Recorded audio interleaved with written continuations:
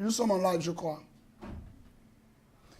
Shalom, shalom, soyez bénis. Nous sommes heureux de savoir que la connexion est excellente. Depuis quelques heures, nous y travaillons afin de vous apporter la parole et surtout le message de Dieu pour notre génération.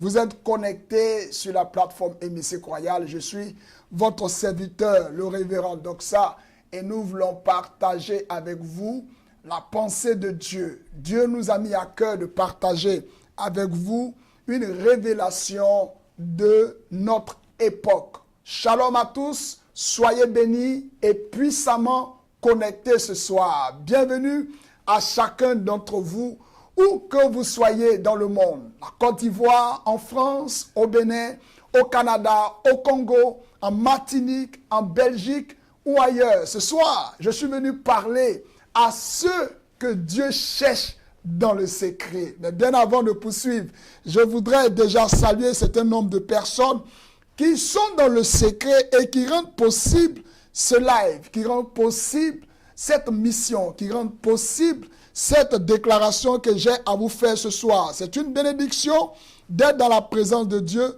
d'autant plus que nous recevons non seulement de son esprit, mais nous libérons sa grâce dans toutes les sphères, nous libérons sa grâce dans tous les foyers, dans toutes les maisons, nous libérons sa grâce sur les nations. Nous sommes à cohorte. Dis avec moi, cohorte. J'aimerais que tu puisses le dire avec moi, cohorte. Nous sommes à cohorte et nous sommes là pour partager avec vous les merveilles de Dieu. Nous sommes là pour partager avec vous une vision. Et je suis convaincu qu'à la suite de ce live, la puissante main de Dieu va opérer grandement dans ta vie, au nom puissant de Jésus. Ce soir, je suis venu parler à ceux que Dieu cherche dans le secret.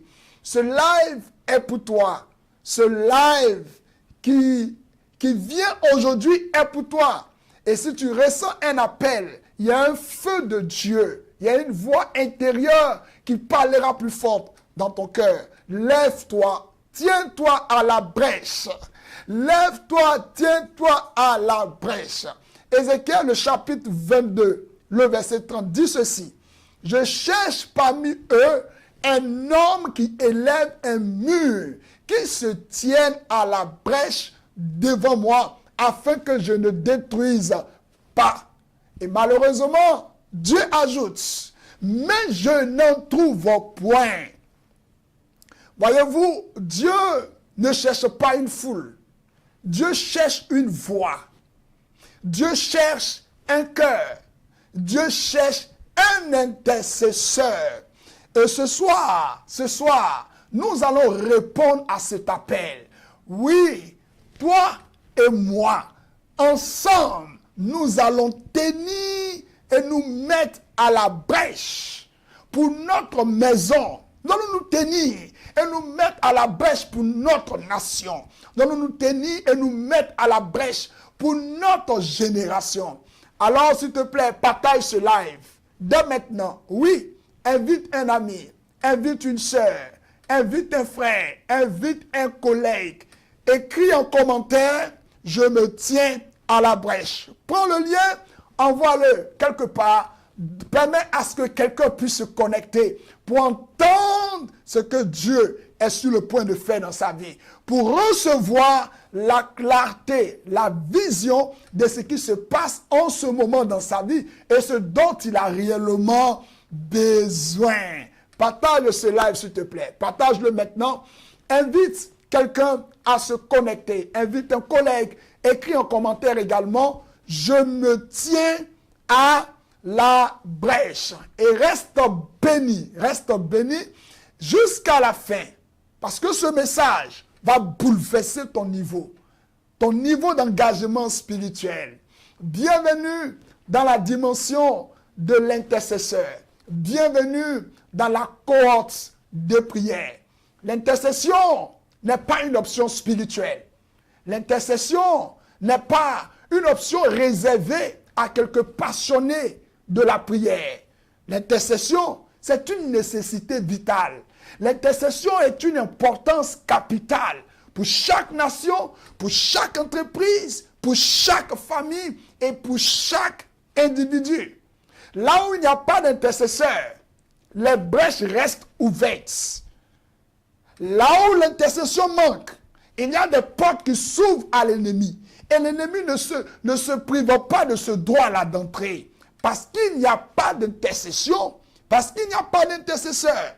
Mais là où se tient un intercesseur, Marabakatalabaya, là où se tient un intercesseur, quelle que soit la taille, oh yes, quelle que soit la force de l'ennemi, une muraille invisible s'élève automatiquement.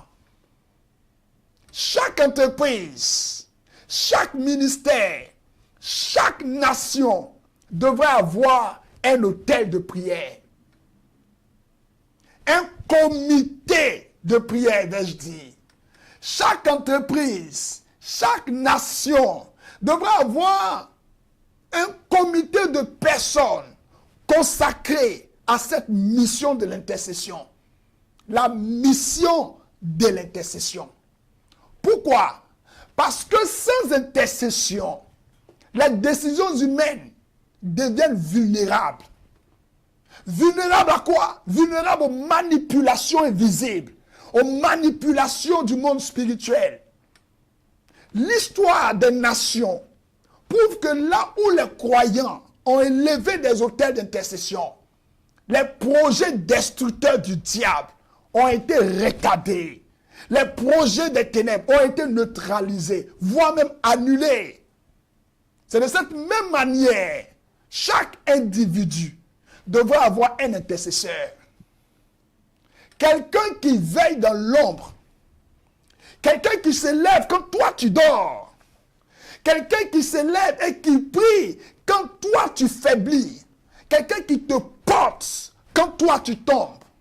Un véritable intercesseur.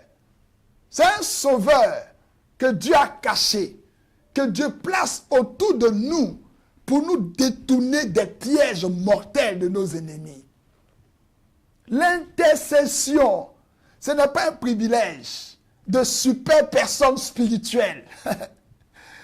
C'est une nécessité, bien-aimé. C'est une urgence.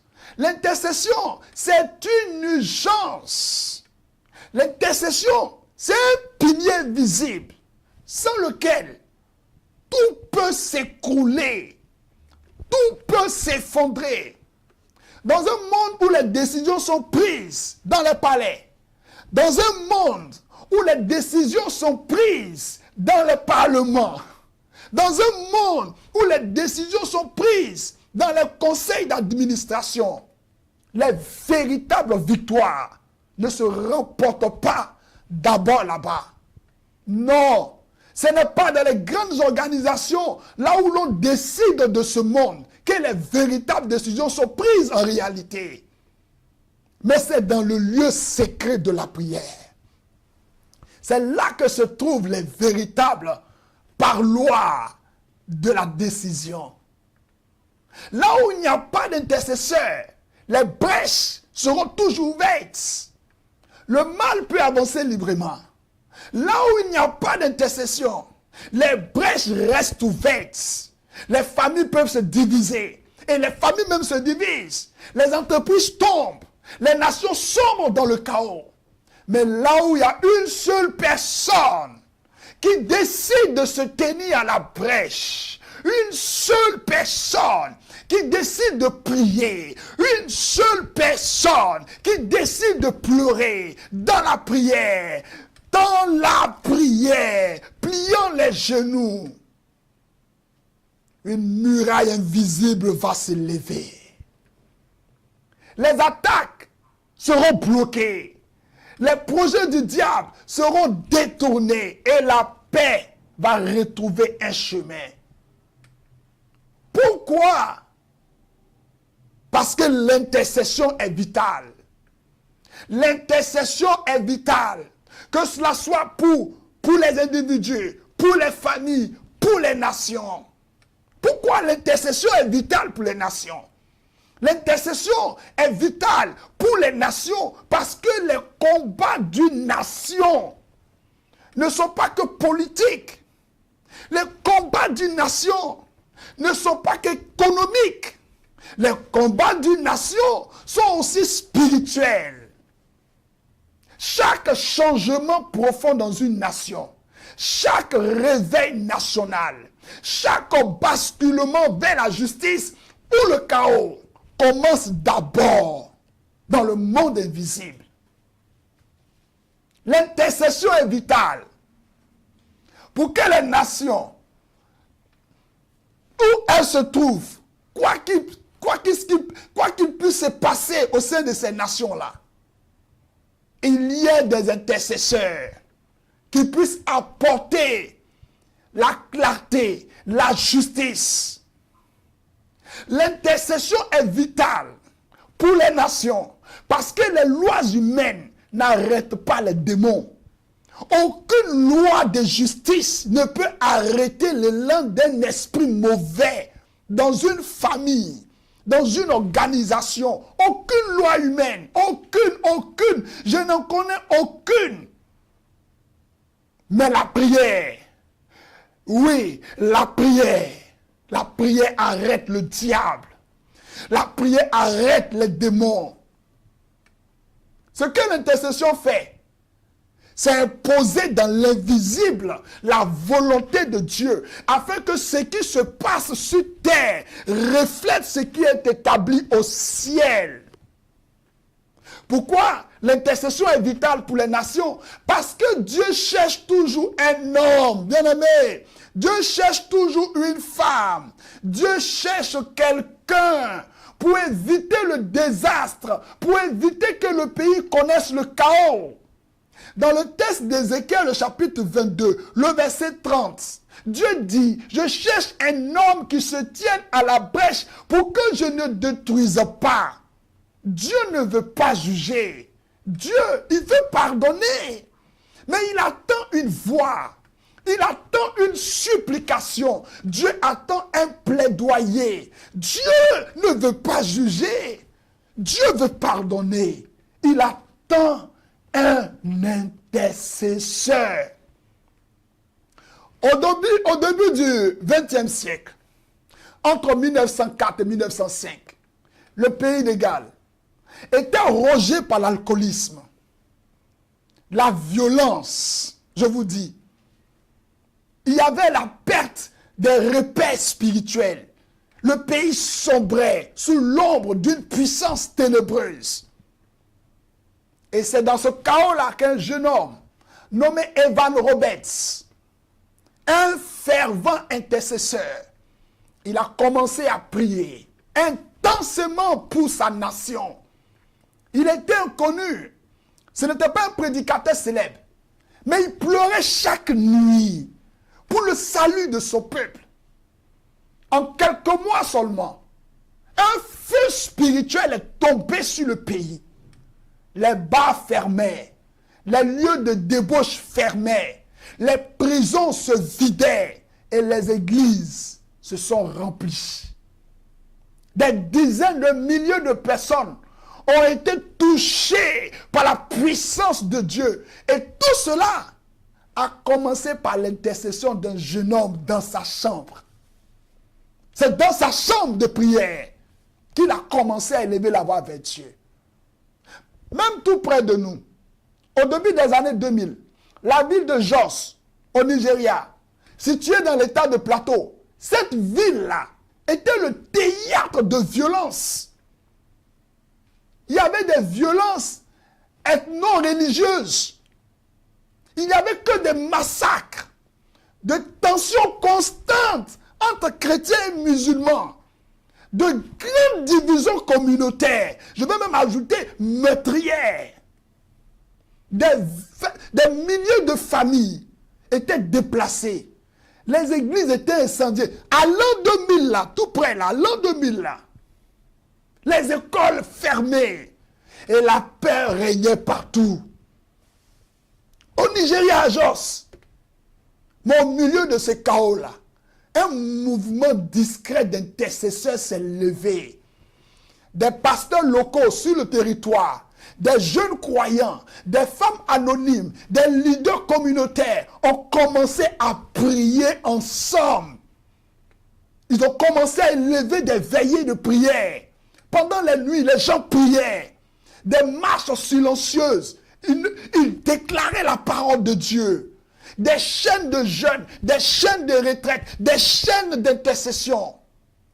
L'un des leaders les plus discrets, mais influents de ce mouvement, c'était le révérend Gideon Paramalam. Si vous entendez ce nom quelque part, accordez du respect à cet homme. Un homme de Dieu, Paramalam, un homme de paix, un intercesseur passionné, un militant chrétien pour la réconciliation. Sans bruit, ni caméra, ils ont intercédé pour que le sang cesse de couler, que la haine cède à la réconciliation. Ils ont intercédé pour que la ville redevienne un lieu de refuge. Et peu à peu, un changement s'est produit. Le climat spirituel de la ville, le climat spirituel de la ville a changé. Il y avait des rassemblements chrétiens avec des musulmans qui ont pu avoir lieu pour prier ensemble. Des écoles ont ouvert. Des familles qui étaient autrefois ennemies ont commencé à se réparler. Le gouvernement lui-même a dû reconnaître la paix relative revenue dans la ville. Non, ce n'est pas une loi. Ce n'est pas un parlement qui a tout changé. Ce n'était pas des hommes en costume qui se mettent dans les bureaux qui ont tout changé. Ce n'est pas une armée qui a ramené la cohésion sociale au sein de cette population. C'est la prière silencieuse. La prière des hommes et des femmes qui étaient cachés, qui ont crié à Dieu pour leur ville. Et le Seigneur a envoyé son secours. Même ici à Abidjan, en Côte d'Ivoire, en 2011, pendant la crise post-électorale, après les élections de 2010, la Côte d'Ivoire a sombré dans une violente crise post-électorale. Des milliers et des milliers de morts, des divisions ethniques, une peur généralisée dans tout le pays. Personne ne peut sortir serein. Mais dans le secret, il y avait des hommes, il y avait des femmes de Dieu, de toutes les dénominations, qui ont commencé à prier ensemble. Des veillées ont été organisées ici à Cocody, à Yopougon, à Bobo, à Trècheville. Des groupes WhatsApp de prière sont nés pour intercéder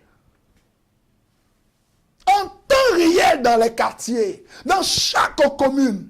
L'un des leaders pour qui j'accorde beaucoup de respect, l'apôtre, le pasteur Mohamed Sanogo, il a mobilisé des jeunes pour des marches de paix, pour des retraites d'intercession pour la nation.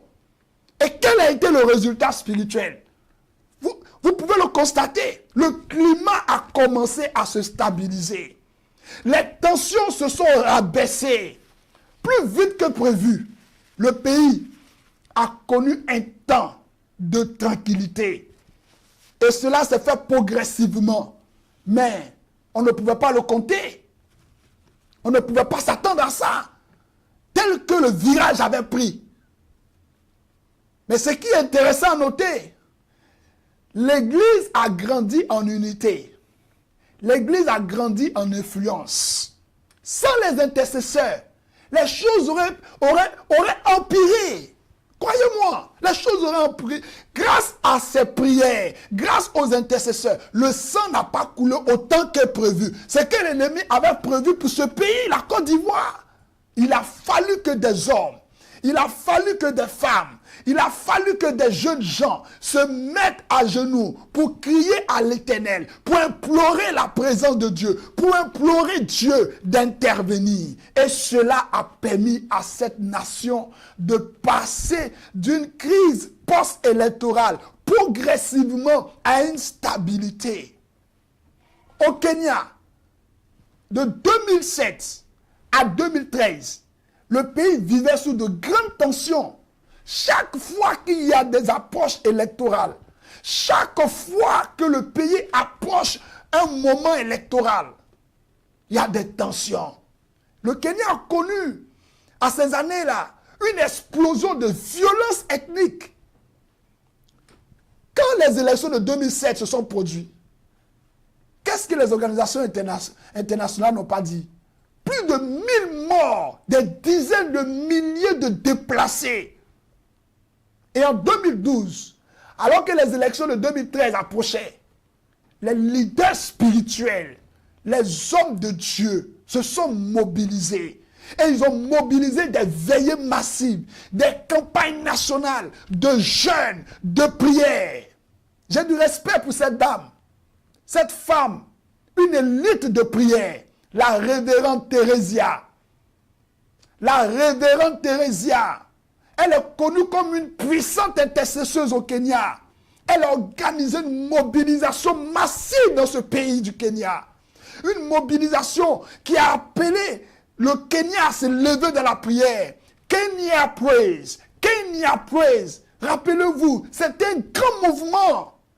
Et cette mobilisation rassemblait plus de 50 000 croyants dans les stades, à Nairobi, à Mombasa. Tous ces endroits, c'était des hommes et des femmes qui s'élevaient pour prier parce que cette femme a appelé à la mobilisation. Quel a été le résultat? Les élections de 2013 au Kenya se sont passées dans un calme, on aurait dit miraculeux. Tel qu'il y avait des tensions, qui pouvait croire à ce résultat? Même les médias internationaux, ils ont reconnu une paix inhabituelle, malgré la tension politique. Les dirigeants religieux ont été consultés par l'État. Ils ont été pris comme des conseillers spirituels. Bien-aimés, ce n'est pas la police qui a gardé la paix. Ce n'est pas la police qui a emmené la sécurité. C'est la prière. C'est la prière qui a désarmé les esprits. C'est pourquoi nous, à la cohorte, nous voulons répondre à l'appel de Dieu. Dans Ézéchiel, le chapitre 22, le verset 30, Dieu lance un cri. Il dit, je cherche un homme, je cherche une femme qui se tienne à la brèche. Dieu ne cherche pas forcément une foule. Dieu ne cherche pas une armée, mais il cherche un homme. Dieu cherche une femme. Toi et moi, ce n'est pas un appel de distraction. C'est un appel au combat spirituel. Ce n'est pas une convocation sainte, religieuse, habituelle. Non, c'est une mobilisation divine. Et nous avons décidé d'y répondre. En ce moment même, 570 personnes sont en chemin, sont en marche. Ils sont déjà en marche. Ils sont dispersés à travers les nations. À travers les nations, des hommes, des femmes ordinaires, des jeunes gens que Dieu est en train de rendre puissants par l'onction de l'intercession. Et je crois que tu fais partie de ceux-là. Nous ne formons pas juste un groupe. Nous élevons une élite de priants, de personnes commises à l'intercession, des intercesseurs aguerris, des intercesseurs formés dans le feu de la parole, enracinés dans la vérité, engagés dans l'intercession véritable. L'intercession qui touche le ciel et qui ébranle les ténèbres, qui ébranle l'enfer. Tu n'es pas arrivé ici par hasard. Si tu es sur ce live, cet appel, c'est que tu fais partie de cette armée. Si l'intercession est puissante pour une nation, elle est d'autant plus pour la cellule la plus précieuse aux yeux de Dieu. La famille. La famille. Que Dieu protège ta famille. Que Dieu lève autour de ta famille une muraille qui sécurisera à cette deuxième portion de l'année ta famille, qui mettra ta famille à l'abri de toute tentative que le diable a orchestrée au nom puissant de Jésus. Avant que les royaumes ne s'effondrent, avant que les nations ne chancellent, ce sont les foyers qui s'éteignent dans le silence spirituel. Les foyers, parce que c'est l'ensemble des foyers qui constituent une nation. C'est pourquoi l'intercession ne doit pas commencer dans l'église. Ça, c'est mon cheval de bataille. L'intercession ne commence pas dans l'église. L'intercession commence dans la maison. L'intercession commence dans les foyers. L'intercession dans une famille, c'est comme placer une alarme spirituelle dans chaque pièce de la maison. L'intercession dans une famille, tu ne vois pas toujours le danger arriver, mais ton esprit est en éveil. Tu ne comprends pas toujours ce qui se passe, mais dans la prière, tu peux percevoir des mouvements invisibles. Dans la prière, des mouvements invisibles qui veulent détruire, qui veulent s'accaparer de quelqu'un. Parce que Jésus priait dans sa communauté, au milieu de ses disciples.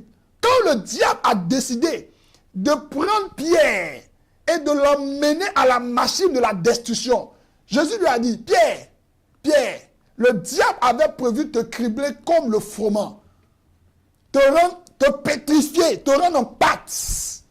Mais Pierre, j'ai prié pour toi. Quand une famille prie, elle met Dieu au centre et elle repousse les ténèbres à la périphérie, loin de la maison. L'intercession familiale, c'est une priorité vitale parce qu'elle bloque les attaques avant qu'elles ne prennent racine.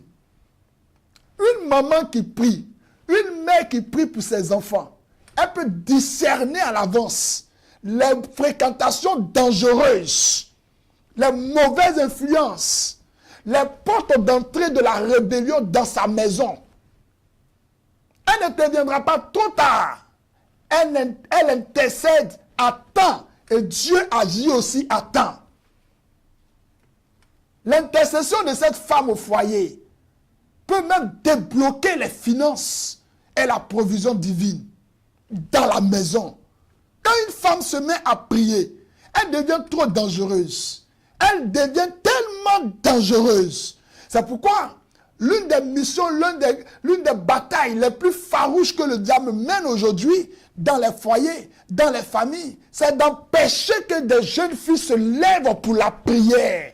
C'est de créer la lourdeur dans le cœur des femmes. Elles ne se sentent pas capables. Elles croient que c'est une affaire des hommes. Elles se disent non, c'est les pasteurs. Elles se disent non, c'est les hommes qui doivent le faire. C'est les jeunes gens. Écoute-moi. Elle s'appelait Anne.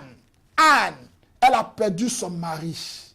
Très tôt, très jeune, elle était veuve. Mais cette femme a persévéré dans la prière. Luc le chapitre 1, Luc le chapitre 2. Cette femme a persévéré dans la prière. Une fervente intercesseuse. Dieu a prophétisé la venue de Jésus depuis plus de 700 ans. Cette femme a entendu la prophétie.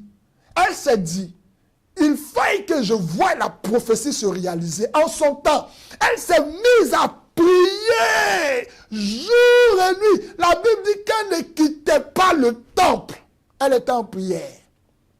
Qu'est-ce qui s'est passé? Dieu va récompenser toutes ces nuits de prière. Dieu va envoyer Jésus. Jésus va naître. Elle était présente. Elle a vu le Seigneur au temple. Le jour où Joseph et Marie venaient présenter l'enfant au temple, venaient présenter l'enfant Jésus à l'autel. Elle était présente, elle fut témoin. Parce qu'elle était une femme de prière.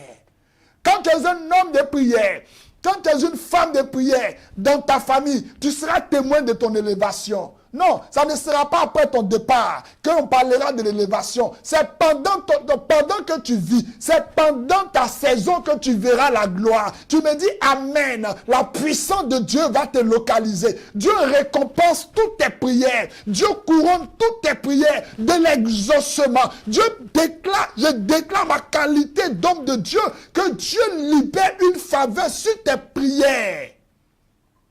Un père qui se tient à la brèche pour sa maison, il peut briser les cycles de pauvreté. Il peut neutraliser les malédictions familiales. Par ses prières, il peut appeler la faveur de Dieu sur ses projets, sur chacun de ses enfants. La prière du Père, c'est la voix de l'autorité spirituelle dans le foyer. Quand un père se met à prier, Dieu, par l'intercession de cet homme, va préserver l'unité.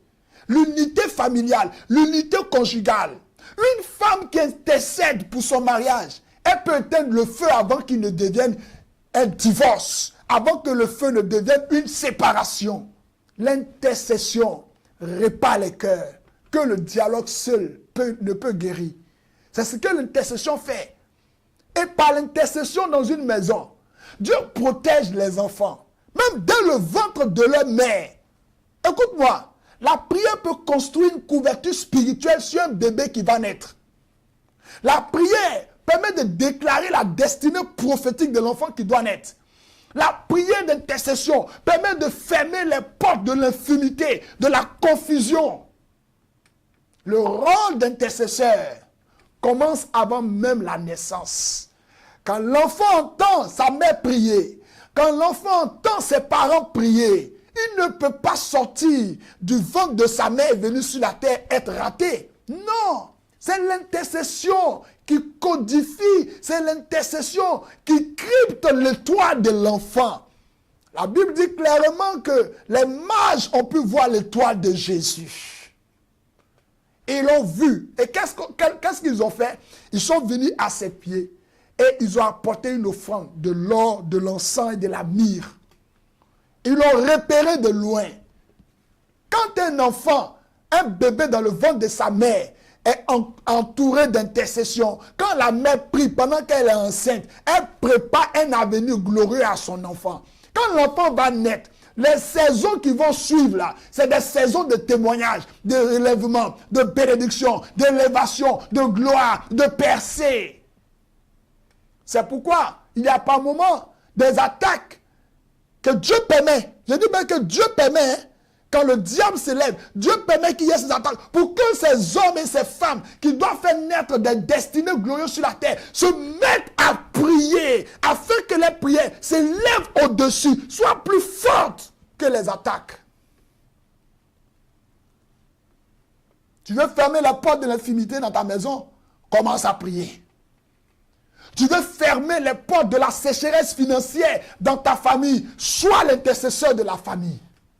Tu ne veux plus voir les enfants rebelles dans la famille. Tu ne veux plus voir des femmes divorcées, des femmes qui n'ont pas d'accomplissement. Commence à prier. Quand il y a la prière intense dans un foyer, la puissance de Dieu fait taire les voix de la mort et de la malédiction. Dans certaines familles, la voix d'un seul intercesseur a fait cesser les suicides. La voix d'un seul intercesseur a fait cesser les maladies héréditaires. La voix d'un seul intercesseur a détruit les blocages chroniques. Quand quelqu'un prie, quelque chose change dans l'invisible. Quand quelqu'un se met à prier, quelque chose change dans l'invisible, je te le dis. Alors, bien-aimé, que dois-tu retenir? Que devons-nous retenir? Ce que nous devons retenir dans cette première partie, c'est que l'intercession familiale, c'est une couverture que l'ennemi ne peut pas percer. L'intercession familiale, c'est une muraille invisible autour des relations. L'intercession familiale, c'est une muraille invisible autour des finances, autour de la santé, autour de l'avenir des membres de la famille. C'est la vigilance de l'amour en action. La vigilance de l'amour vrai en action. Quand on prie, l'amour sera réel. Les discordes, les incompréhensions, l'intolérance, toutes ces choses que le diable crée comme des mauvaises semences dans les familles seront détruites.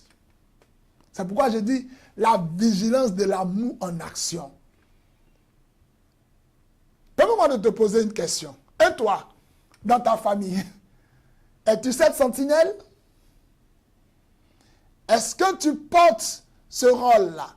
Est-ce que tu te prêtes à prier vraiment, sincèrement dans ta famille, pour les membres de ta famille? Si personne ne prie, les murs s'effondrent. Et quand un seul se tient debout, Dieu agit toujours. Dieu agit toujours. Je vous le dis. L'intercession dans une famille, C'est comme placer une alarme spirituelle, je vous l'ai dit. Dans chaque recoin, dans chaque pièce de la maison. L'intercession dans une famille, c'est avoir quelqu'un qui détecte les attaques invisibles avant qu'elles n'arrivent. Une mère qui prie, elle peut sauver ses enfants de la drogue. Un père qui prie peut débloquer les finances de la famille. Une soeur ou un frère qui intercède, il peut éviter un divorce. Il peut ouvrir une porte de travail. Il peut même permettre qu'il y ait la protection de la destinée de la famille. C'est pourquoi je vous appelle, le Seigneur vous appelle, je vous encourage à l'intercession. Pourquoi l'intercession est si importante aux yeux de Dieu? Au point que Dieu lui-même, il cherche un intercesseur. Dieu cherche un intercesseur. Il cherche une intercesseuse. Ce n'est pas un homme de guerre que Dieu cherche d'abord. Ce n'est pas un roi que Dieu cherche. Ce n'est ni un prophète que Dieu cherche. Dieu, il ne cherche pas de prédicateurs qui soient célèbres. Dieu cherche un intercesseur. Dans Ézéchiel 22, le verset 30 ici, la Bible est claire là-dessus. Dieu cherche un intercesseur. L'Éternel lance un cri et il est bouleversant. Je cherche parmi eux un homme qui élève un mur, qui se tienne à la brèche devant moi en faveur du pays, afin que je ne le détruise pas. Mais je n'en trouve point, dit l'Éternel. Quand on regarde dans la profondeur de ce verset-là, il révèle un principe spirituel fondamental, inébranlable, et un principe universel. Dieu ne s'impose pas sur la terre sans la coopération volontaire d'un homme ou d'une femme qui prie. Pour les intercesseurs qui m'écoutent, comprenez votre rôle et l'importance de votre mission. Dieu ne s'impose pas sur la terre sans la coopération volontaire d'un homme ou d'une femme qui prie. Celui qui est créateur du ciel et de la terre, là, il choisit par amour, il choisit par justice. Mais ses interventions sur la terre, ne sont légitimes que par l'intercession d'un être humain. C'est pourquoi la Bible dit, je ne ferai jamais rien. Dieu ne fera jamais rien sans d'abord avoir une conversation avec son prophète. Il parle du prophète intercesseur. Donc si quelque chose doit arriver bien dans ta famille, c'est parce que quelqu'un s'est mis quelque part pour prier. Et si quelque chose de mal arrive aussi, c'est parce que le diable a trouvé quelqu'un avec qui fait le commerce de l'âme des gens. Quand on parle de la sorcellerie dans la famille, quand on dit que la sorcellerie dans la famille est puissante, c'est quoi? C'est parce que quelqu'un dans la famille a accepté de faire le commerce, de faire des affaires avec le sang de la famille sur l'autel satanique. C'est tout.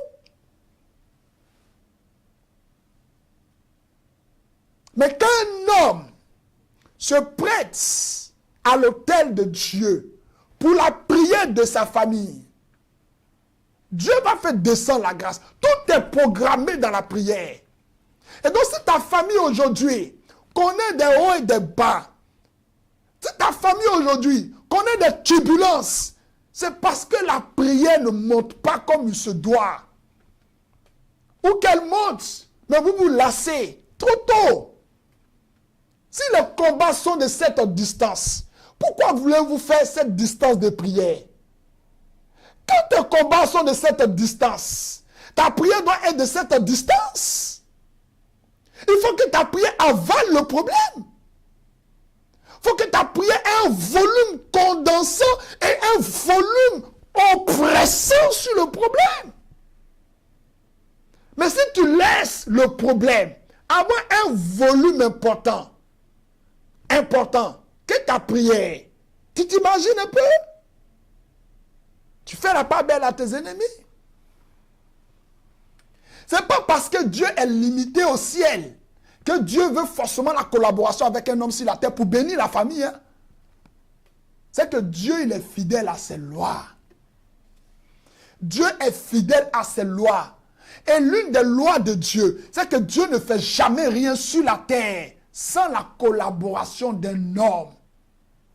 Ah, je vous le dis, il a donné la terre aux hommes. Le psaume 115, le verset 16. Et il attend qu'un homme l'invite à agir. Si tu n'invites pas Dieu, pourquoi veux-tu qu'il vienne se mêler de tes affaires? Comment veux-tu que Dieu se mêle de tes affaires si tu ne l'as pas invité? Le diable ne peut pas venir dans ta vie si tu ne l'as pas invité. C'est pourquoi Jésus dit très bien, dans le texte de Jean le chapitre 19, le verset 30, il dit le diable vient, mais il ne trouve rien en moi. Le diable là, il vient vers moi, il s'invite à entrer dans ma vie. Il veut venir, mais il ne trouve rien en moi. Ça veut dire que l'homme lui-même invite le diable. C'est pourquoi la Bible dit, ceux qui pêchent sont privés de la gloire de Dieu.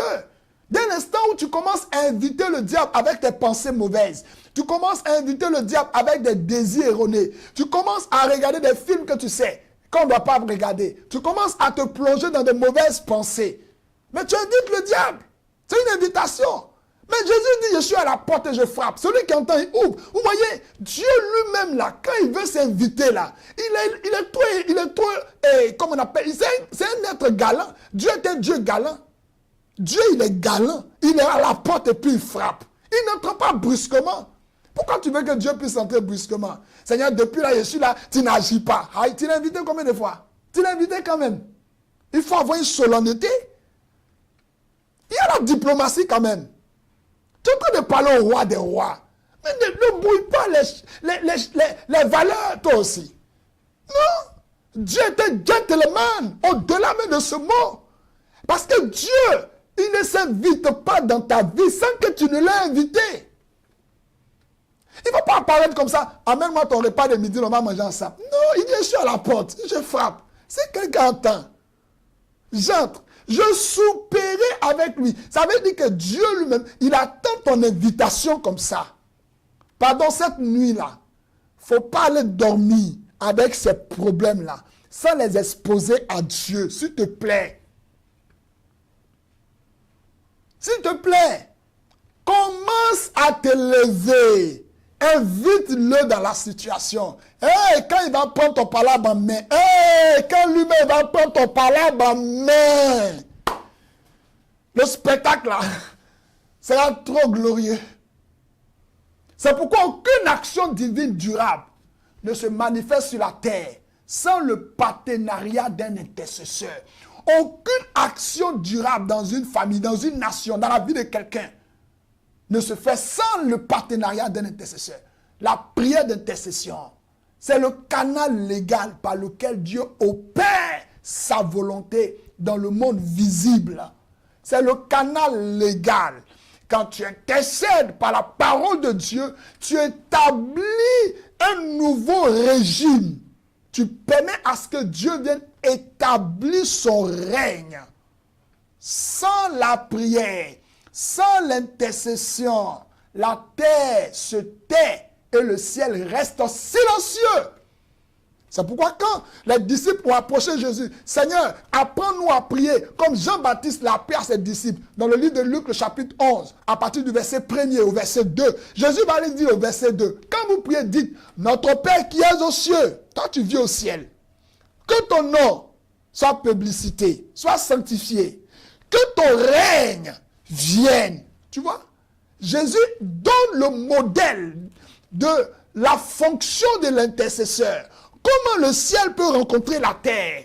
Comment ta destinée glorieuse qui est écrite là, dans le ciel, ta destinée qui est déjà dans le livre de vie de Dieu, comment cette destinée va se réaliser sur la terre? C'est que Dieu a formé comme projet de paix, projet de bonheur, projet d'avenir, projet de guérison, projet de travail, projet d'avancement. Comment cela va arriver dans ta vie? Comment cela va se réaliser? Comment cela va se manifester? Dieu dans le ciel, il veut bénir ta terre. Jésus dit, il faut prier. Il faut dire que ton règne vienne. Il faut inviter son règne. Il faut appeler son règne. Que ta volonté, qui est déjà accomplie dans le ciel, vienne sur la terre. Donc c'est spirituellement que tu dois régler le problème. Ce n'est pas dans les lamentations. Écoute-moi, ce n'est pas quand tu vas aller frapper la porte de ton oncle que tu vas avoir le financement. Ce n'est pas quand tu vas faire le droit de cuissage dans les bureaux que tu vas avoir un poste, que tu vas avoir une promotion. C'est ta prière, bien-aimé. Négocie dans la prière. J'ai dit que le meilleur parloir, le meilleur lieu d'échange, de commerce, c'est dans ta zone de prière. Qu'est-ce que tu veux acheter? Va dans la prière. Tu vas l'acquérir. Sans la prière, la terre va se taire et le silence va rester au ciel. Mais quand l'intercesseur se lève, la justice triomphe de la colère. Dis-moi bien amen. Quand l'intercesseur se lève, la justice vient triompher de l'injustice. Lorsque Dieu est sur le point de juger, Dieu va commencer par chercher toujours une voie qui intercède pour détourner sa colère. Parce que la justice de Dieu va réclamer le jugement. Mais son cœur d'amour va toujours chercher une raison de faire toujours miséricorde, de faire toujours justice. Et cette raison-là, c'est souvent la prière d'un seul intercesseur. Ça peut être ta prière.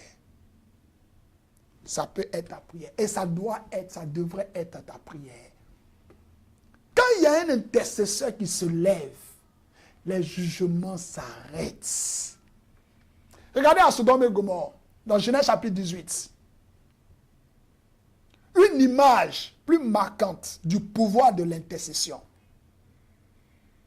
Lorsque Dieu décide de visiter les villes de Sodome et Gomorrhe pour constater leurs péchés, regardez ce que Dieu fait. À cause de son cœur de miséricordieux, quoique Dieu est enivré de la débauche extrême, Sodome et Gomorrhe représentaient le QG, le laboratoire expérimental de tout vice, de toute impureté, de toute forme de débauche. C'est là-bas que vous savez, ces choses comme ça sont nées là-bas. C'est à Sodome et Gomorrhe. Et Dieu avait pris la décision. Il voulait d'abord constater. Et qu'est-ce qu'il fait? Il passe d'abord chez Abraham. Regardez le cœur de Dieu. Quand même Dieu veut juger, il donne toujours la seconde chance. Quand même Dieu veut juger, il donne un temps pour la repentance. Abraham va rentrer en négociation avec Dieu. Il va rentrer en négociation avec le ciel. Et Dieu, dans une humilité étonnante, au travers des anges qui ont visité la maison d'Abraham, il accepte les conditions d'Abraham. Il dit, si je trouve 50 justes, je ne détruirai pas. Si je trouve 40, je ne détruirai pas. Si je trouve 20, je ne détruirai pas. Si je trouve 10, je ne détruirai pas. Regardez, en ordre décroissant, Dieu dit si je trouve 10. Et c'est là qu'Abraham s'arrête. Abraham ne pousse pas jusqu'à une seule personne. Abraham aurait pu dire, est-ce que tu trouves une personne? Il s'arrête à 10. Conséquence, les villes sont détruites. Les villes sont détruites. Genèse chapitre 18. Ce passage-là nous révèle quelque chose d'incroyable. Dieu voulait épargner. Oui, Dieu était venu pour épargner, mais il était avec l'intercesseur Abraham. Mais il attendait qu'une voix humaine le demande. Ce n'est pas Dieu qui manquait de compassion. C'est l'intercesseur qui a manqué de persistance. Parce que tu as prié hier. Ça ne s'est pas passé ce matin. Donc le soir, tu ne vas pas prier. Où est ta persistance? Où est ta persistance? Parce que tu as prié pour lui. Jusque-là, il n'a pas encore fait ce que tu attends. Ce qu'il devait faire. Tu arrêtes de prier. Non, ne fais pas ça. Genèse 18 vient signifier qu'un seul intercesseur qui est persévérant peut faire basculer le destin d'une ville. Oui, un seul intercesseur peut faire basculer le destin de toute une famille, de toute une nation. L'intercession libère des vies de l'oppression. Oui, ça c'est l'œuvre de l'intercession. L'intercession libère. Il y a dans le monde invisible des pièges. des chaînes, des malédictions, des programmations diaboliques qui sont prêtes à détruire les vies. Mais il suffit souvent d'une voix cachée, d'une prière secrète pour faire tout basculer des choses du monde des ténèbres. Combien de divorces ont été évités parce qu'une sœur s'est levée à minuit, a commencé à prier, sans être informée même du conflit. Elle a commencé à prier. Par moment, Dieu nous interpelle. Tu fais un songe, Dieu t'envoie un songe, Dieu te permet de voir ce que le diable est en train de tramer dans le spirituel. Tu te réveilles et tu te dis, ça là même là, ça il dit quoi même? C'est quoi ça? Et puis tu te couches à nouveau. Non, c'était la lame de ton intercession. Tu peux voir la mort de quelqu'un en rêve. La personne décède. Ça ne veut pas dire qu'il faut courir pour aller lui dire. Ça veut dire commence à prier d'abord. Commence à libérer la vie sur lui. Même si la personne est bien portante, commence à libérer la vie. Je suis serviteur de Dieu. Je sais ce qui se passe dans le monde spirituel. Combien d'accidents ont été annulés parce qu'un frère a jeûné sans savoir même pourquoi il jeûnait. C'est pourquoi quand tu es enfant de Dieu, il faut obéir à la voix de l'esprit. Il faut être sensible à la voix de l'esprit. Parce que l'esprit peut te pousser à faire des choses. Pour toi, ça peut être des choses qui doivent apporter des résultats immédiats. Non. Ces choses, ces chaînes, ces prières dans lesquelles le Saint-Esprit te pousse, il te réveille à 2 h du matin, il te réveille à 4 h du matin. Toi, si tu es là, il t'a réveillé, tu ne sais même pas ce que tu vas faire. Tu sens que tu n'as plus sommeil. Prie. Prie là, commence à chanter. Prends ta Bible, commence à méditer. Une inspiration, une orientation va t'être donnée. C'est une solution. Souvent, Dieu guérit nos plaies. Les plaies de ton ancêtre là, qui sont en train d'agir dans ton présent. Dieu peut guérir cela par une prière inspirée. Combien d'âmes ont été sauvées d'une crise, d'une maladie, d'un suicide par une intercession silencieuse, mais fervente et puissante? Le ciel agit toujours parce que quelqu'un quelque part a crié à Dieu. Quelqu'un quelque part a crié à Dieu. Et l'enfer va toujours reculer parce que quelqu'un a décidé de ne pas dormir tant que le miracle n'est pas apparu. Ce sont ces prières-là que Dieu cherche encore aujourd'hui. Vous voyez de vous-même la valeur de l'intercesseur. L'intercesseur a une valeur inestimable. Il est le pont entre le ciel et la terre. Il se tient dans la brèche. Il affronte l'enfer avec des genoux pliés. Là où les hommes d'affaires investissent de l'argent, l'intercesseur, lui, il investit des heures dans la prière. J'entends souvent des gens qui disent, mais les chrétiens même évangéliques là, ils prient seulement au lieu d'aller chercher un travail. Mon ami, toi et moi, on se met sur le terrain. Je te dis, ce n'est pas de la prétention, mais je te parle par expérience et sur la base de la parole de Dieu. La Bible dit, une heure dans ses pavis vaut mieux que 1000 heures ailleurs. Tu vas aller à ces rendez-vous, tu vas attendre pendant 3 à 10 heures, le rendez-vous à 10h30, je vais arriver, ils vont me prendre avant toi. Mais pourquoi? C'est l'intercession. Il y a des privilèges inestimables, je vous dis, plus puissantes que l'autorité d'une autorité sur la terre. La prière, elle détourne les champs, elle détourne les énergies. La prière, c'est qu'elle fait. L'intercesseur, pendant que l'homme riche est en train d'investir pour gagner, investir des heures dans la prière. Quand tu es intercesseur, ça ne veut pas dire que tu ne dois pas travailler. Ne dites pas que le révérend est venu nous prêcher un message ici, nous appeler à intercéder toute notre vie, à prier, à ne pas aller au champ et à venir à la maison, la marmite sera pleine. Non. L'intercesseur, il investit des heures de prière de qualité. Ajoutez cela, des heures de prière de qualité.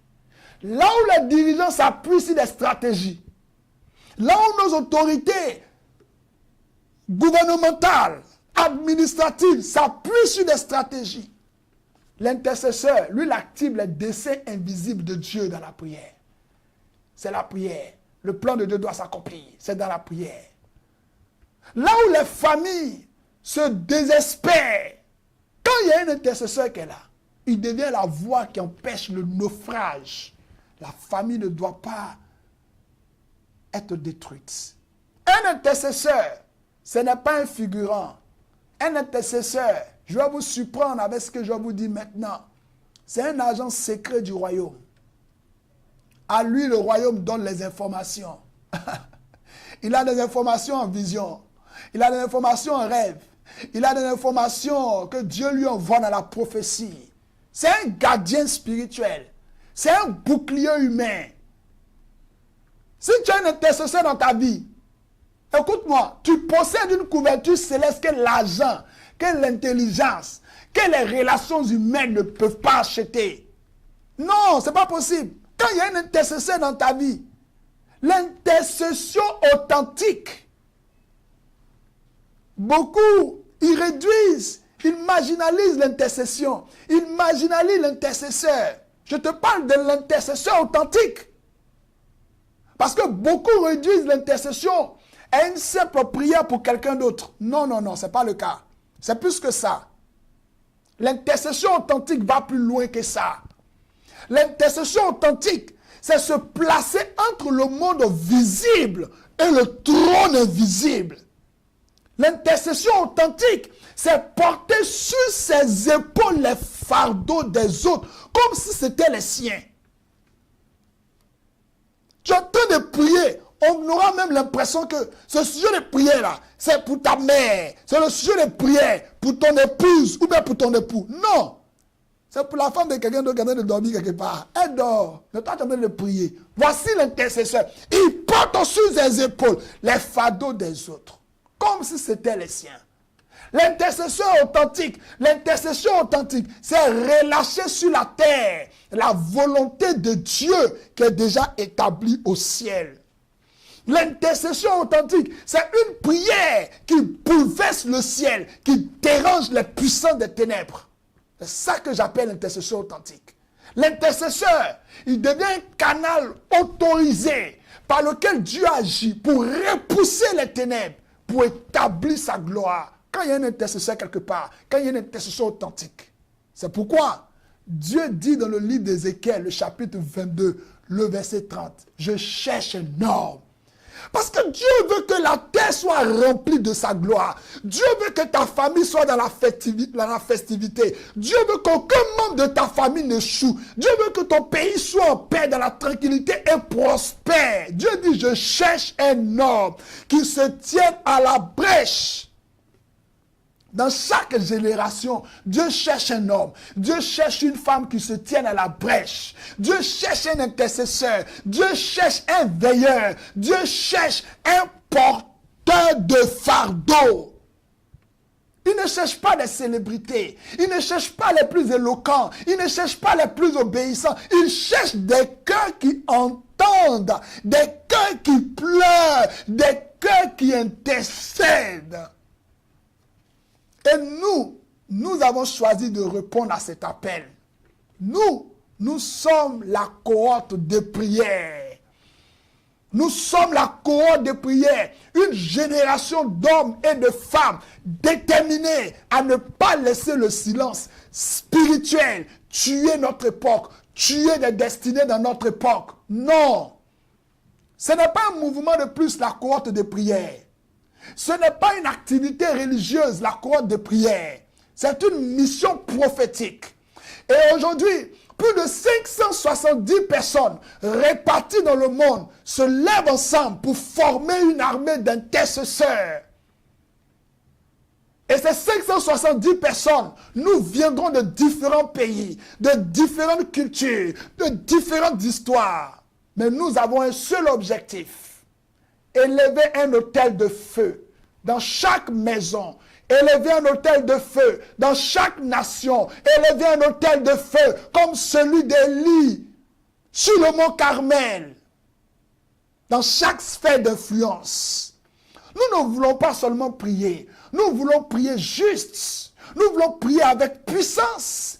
Nous voulons prier jusqu'à ce que la percée arrive. C'est ça la cohorte de prière. La cohorte de prière, nous formons des veilleurs spirituels qui sont sensibles au temps et aux saisons, qui ont l'antenne et qui ont les radars prophétiques pour capter les informations du temps, pour capter les informations du surnaturel. À la cohorte de prière, nous formons des intercesseurs stratégiques qui connaissent les lois du combat spirituel.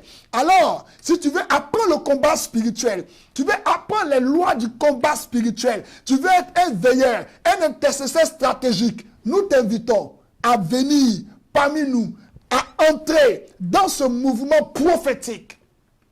La cohorte de prière forme des hommes et des femmes de la parole qui sont enracinés dans la vérité biblique. Ce n'est pas une église, c'est un mouvement prophétique. La cohorte de prière forme des instruments de miséricorde qui peuvent porter le fardeau des familles, qui peuvent porter le fardeau des ministères, porter le fardeau des nations. La cohorte de prière forme des flèches vivantes qui sont envoyées pour renverser les plans des ténèbres et ouvrir les cieux. Par moment, Dieu m'envoie aller prier dans des familles. Je fais des voyages. On prend l'avion, nous allons prier dans des familles. Et quand on arrive sur le terrain, my God, c'est que Dieu fait. Et les résultats sont concrets. Nous nous engageons à élever chaque jour un appel de prière. Non seulement personnel, mais aussi collectif. Nous nous engageons à protéger les brèches spirituelles de nos familles. Nous nous engageons à protéger les brèches spirituelles de nos églises, de nos entreprises et de nos nations. C'est pourquoi nous t'invitons, nous vous invitons à faire part de la cohorte de prière. Nous sommes en ligne. Nous nous engageons en ligne sur la plateforme Hémicycle Royal. Le site internet qui abrite nos formations, c'est www.hémicycleroyal.org. Vous allez sur www.hémicycleroyal.org et vous vous inscrivez sur le formulaire. Il n'y a seulement que 3 questions. Le nom, le pays et ton numéro WhatsApp. Tu introduis ça simplement dans le formulaire et tu vas être contacté par l'un des nôtres. Une organisation qui est multidimensionnelle et qui est partout dans le monde. Je vous dis, nous sommes représentés partout dans le monde et nous croyons que Dieu fait de toi également un représentant légitime. C'est pourquoi nous t'invitons, je t'invite solennellement, je t'invite aujourd'hui directement, officiellement, nous ouvrons la cohorte de prière. Nous sommes au 31 août 2025.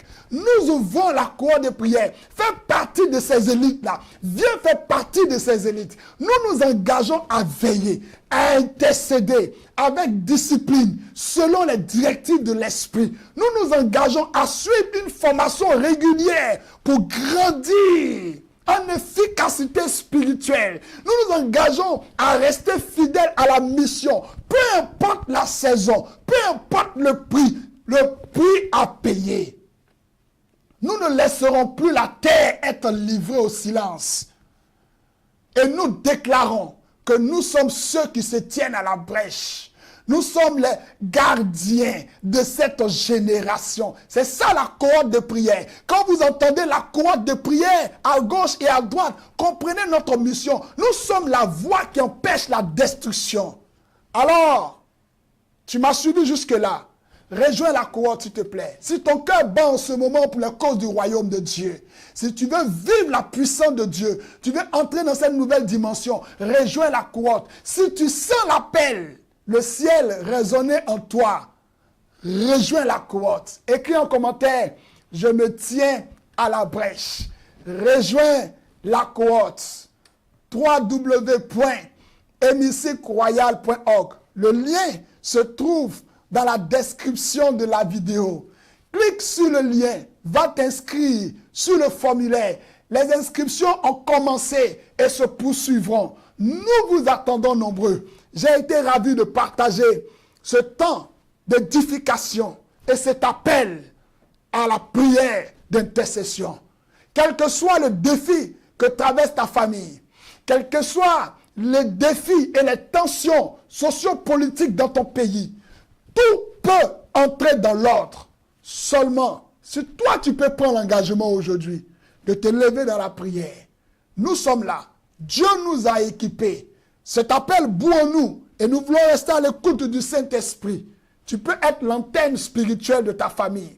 Tu peux être l'antenne spirituelle de ta maison. Par toi, Dieu va faire déjouer plusieurs choses qui devaient arriver. Par toi, Dieu va accomplir plusieurs choses qui sont décidées dans le ciel vous concernant. réponds à l'appel. La cohorte de prière, c'est maintenant. C'est une élite engagée pour la cause du royaume, pour défendre les intérêts du ciel et occuper le territoire. Que Dieu te bénisse, que la grâce de Dieu soit avec toi. Nous aurons notre prochain rendez-vous sur le site internet. Vous pourrez visiter notre site internet, cohorte 3W, c'est-à-dire www.cohorte.hémicycle-royal.org. Ou si vous voulez, vous passez directement sur le site officiel de la plateforme Hémicycle Royal, www.hémicycle-royal.org. Quand vous allez être sur le site, vous trouverez un formulaire au bas de la page. Vous renseignez le formulaire et vous serez contacté par l'un des nôtres, quel que soit le pays où vous êtes. Si c'est l'anglais que vous parlez, si c'est l'arabe que vous parlez, peu importe le lieu où vous êtes, vous aurez un interlocuteur qui vous encadrera, qui rentrera en contact avec vous pour que vous fassiez partie de cette équipe, de ces personnes que Dieu a retrouvées. Dieu ne cherchera plus longtemps parce qu'il t'a trouvé toi. Que Dieu te bénisse. Passe une agréable soirée dans le nom précieux de notre Seigneur Jésus. J'ai été ravi de partager ce moment avec vous. Shalom.